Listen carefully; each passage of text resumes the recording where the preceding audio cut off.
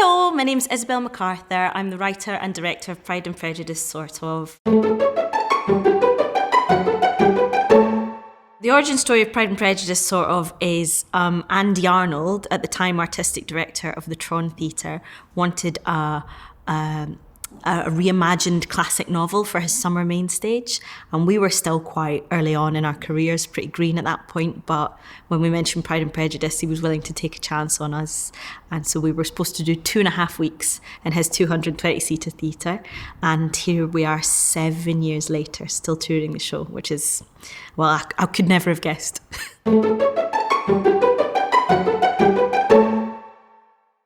So in our version of Pride and Prejudice, the story's told by the servants, and they're given names and backgrounds instead of being homogenised, nameless figures, as they are in a lot of these period novels.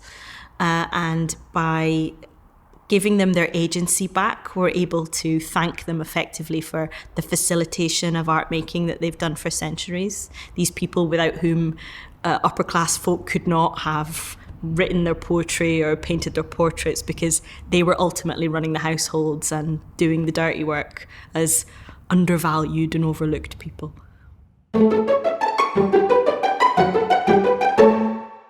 There's something like 118 named characters in Pride and Prejudice, the novel, and we've got about 20 of them on stage as part of the telling of our story, but only played by 5 performers. So they all have these like breathless, feverish, multi-rolling tracks in the show to play. And actually, so much of the fun for an audience comes from wondering who's going to pop up as who, where next. So it's a very joyful ensemble piece in that regard. One of the things that was potentially a bit perilous about adapting such a canonical novel was offending people who are, we call them, the Austenites, the Austen fanatics, the people who adore that book. And I'm delighted to say that those people for whom the text is sacred, it has been a real success. So as well as making the piece accessible to folk who would never normally pick up that novel, it has also ultimately satisfied those people who maybe pick it up every year to read it again as one of their all-time favourites. So I'm extremely proud of that. The ways in which this show is different from, say, another telling of Pride and Prejudice that you might be familiar with is that it's Pride and Prejudice told by the servants with karaoke, in a nutshell.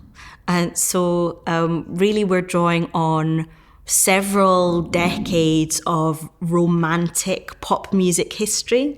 So we've got loads of big, swoony love songs, but also songs which tell all the pain and the intensity of falling in love or having your heart broken. So hopefully it's the kind of selection of music that really takes in an audience intergenerationally. And because that music is popular, reminds us of a lot of the key moments of falling in and out of love in our own lives, whether it's school discos or wedding days or whatever. I'd say musically, it's a really broad church. So, I mean, whether it's Bonnie Tyler, Carly Simon, Jarvis Cocker or Chris de Burgh, there's going to be something in the show that you'll enjoy.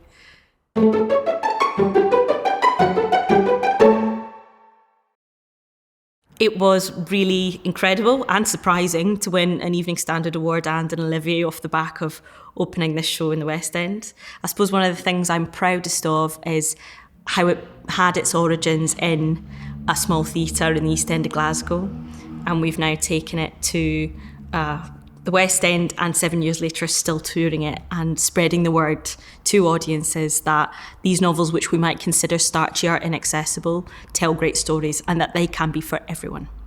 One thing I really want to say to anybody watching this is, if you've never been to a theatre show before because you're not sure they're for you, or you've never seen a period story told before because you think, I'm not going to like that, you've seen that kind of thing on telly or at the cinema and you've disliked it, I implore you to give this a go.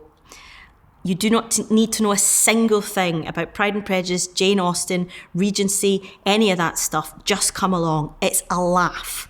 I promise you you'll have a good time. And if not, you can come and find me in the front row and tell me what you think.